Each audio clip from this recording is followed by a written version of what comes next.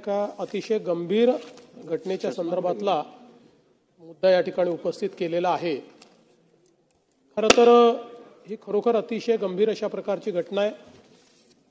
Coaching क्लासच्या माध्यमातून येणाऱ्या मुलींचं लैंगिक शोषण करण्याची घटना ही समोर आलेली आहे आणि त्यातल्या एका मुलीने आणि तिच्या आईने हिमतीने या प्रकरणामध्ये गुन्हा नोंदवल्यामुळे याची वस्तुस्थिती बाहेर आली आणि पॉक्सो कायद्याखाली तो गुन्हा नोंदवण्यात आला आहे।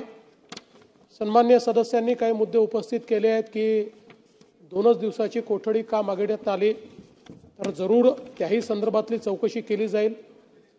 मोठ्या प्रमाणात बीडमध्ये या संदर्भातला रोष आहे, राज्यातही रोष आहे, कारण या प्रकरणाची व्यक्ती अधिकची असू शकते अशा प्रकारची शंका बोलली जाते।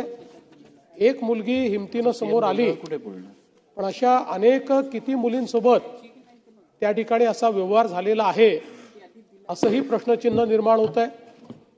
आणि म्हणूनच या संपूर्ण प्रकरणाची व्याप्ती बघत असताना आणि याच्यामधली संवेदनशीलता ही लक्षात घेऊन आपण असा निर्णय केलेला आहे की वरिष्ठ दर्जाच्या IPS महिला अधिकारी यांच्या अध्यक्षतेखाली एक SIT आम्ही तयार करू आणि या SITच्या माध्यमातून या संपूर्ण जी काही गुन्हा आहे त्या गुन्ह्याची चौकशी करू।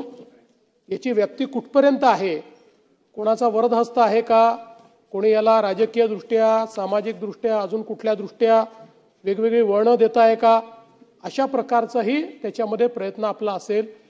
आणि त्या माध्यमातून ज्या काही आमच्या मुली आहेत त्या मुलींना योग्य न्याय मिळावा या दृष्टीने आपण प्रयत्न करू।